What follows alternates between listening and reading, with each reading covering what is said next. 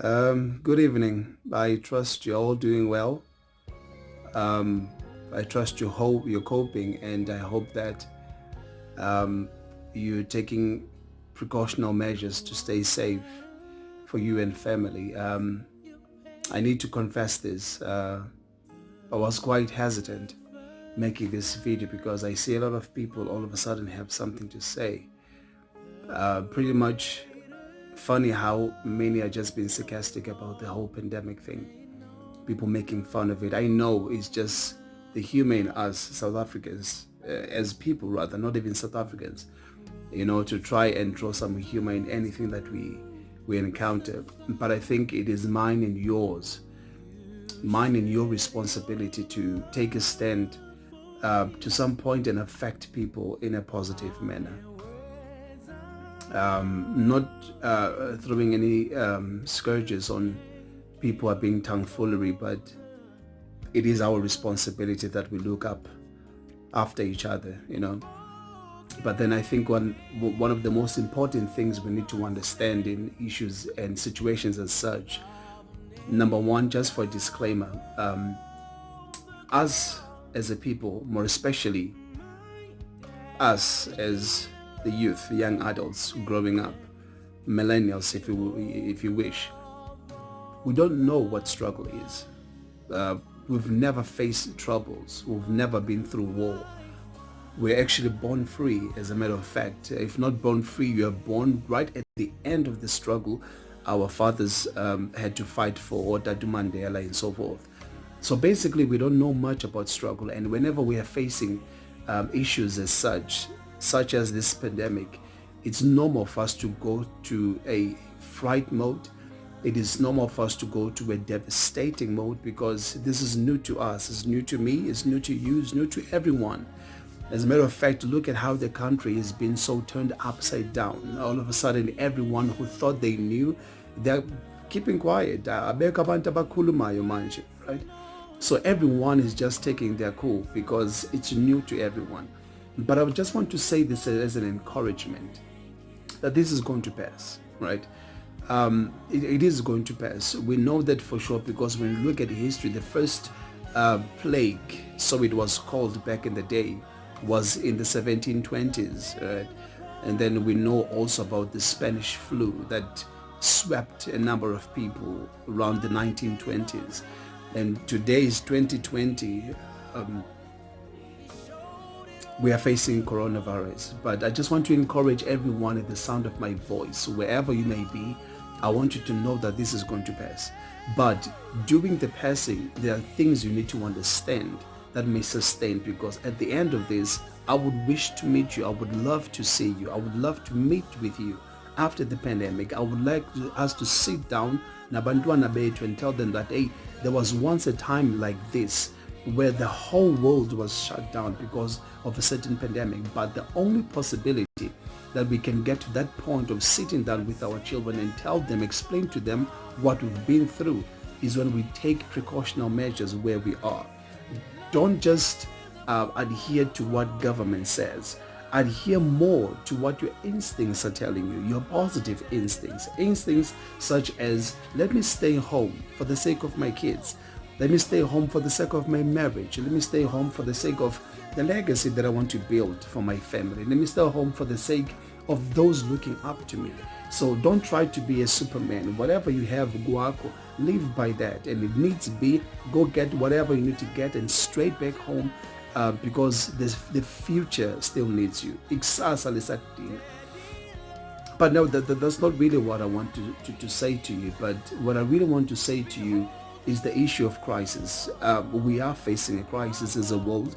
We are facing a crisis as a people. We are facing a crisis to us, which is something we may have heard of, but the experience of knowing about it, the experience of going through something you've heard, sound a bit different from how you've heard it. So we knew of a number of things that had happened in the past, but now that we're going through them, we have labeled it instantaneously as a crisis, and definitely it is a crisis.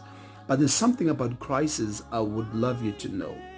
Something about crisis I would like you to embrace. Crisis is a method that redirects people's lives. Crisis is a temporary situation that actually affects people's lives from a natural cause. Now, when we speak about crisis, there are other Eastern countries that actually don't have the word crisis in the vocabulary. The word that they normally use instead of crisis is opportunity.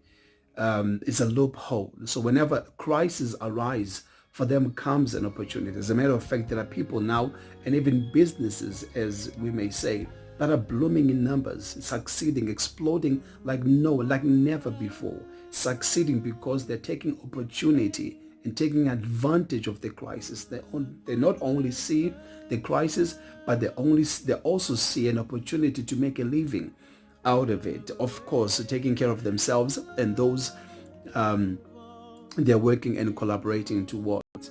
Now, a crisis has a significant role in our lives. Everyone who has faced a crisis has a book to write. True. Everyone who's faced a crisis has a book to write. Number one, crisis has a way of proving your building code. It is said that two men were attempting to build, or rather built two houses, one each. Rather, the other one built on the sand, and the other one built his house on the rock. For some reason or the other, came a storm.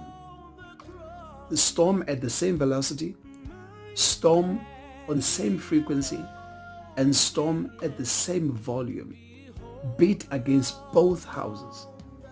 But now it is said that the house that was built on the sand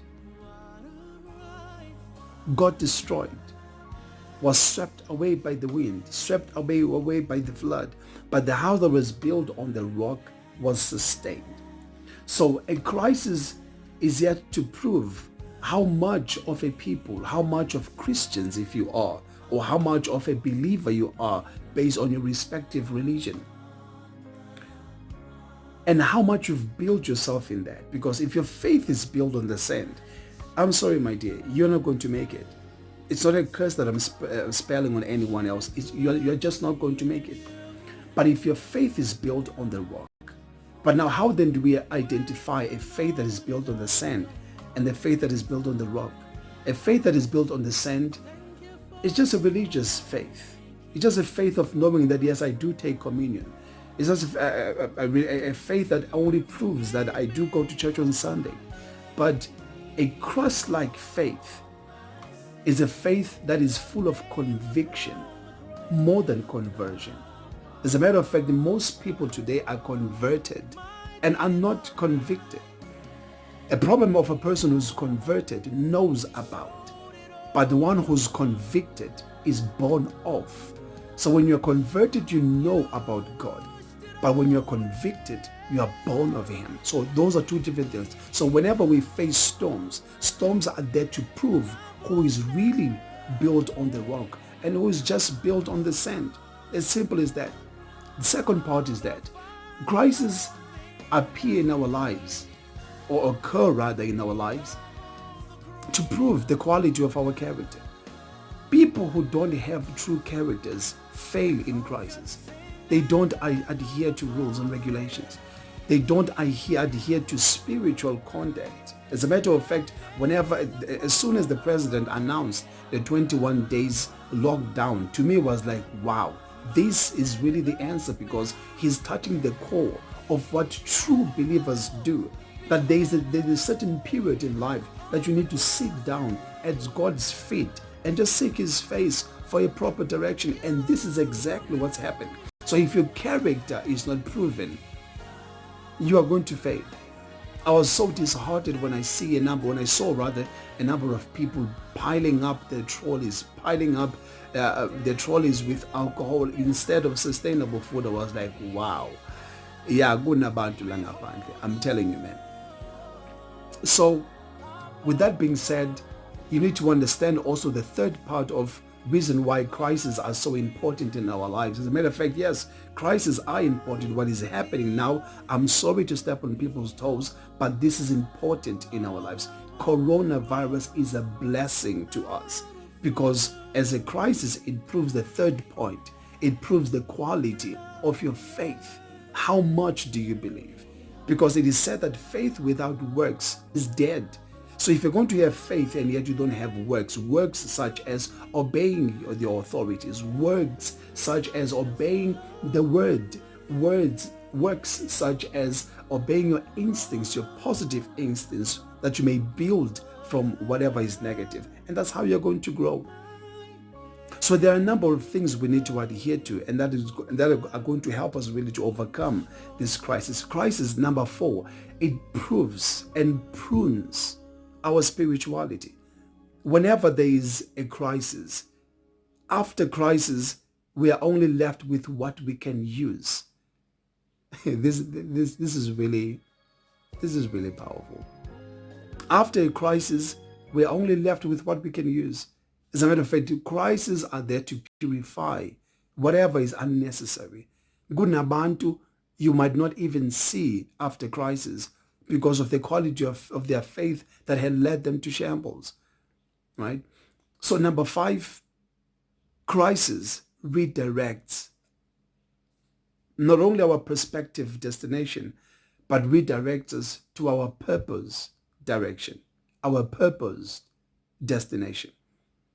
So take these keys, have them with you, and I pray that God may help us, help our government, and help everyone at the periphery to lend a supporting hand to all this pandemic that we're going through.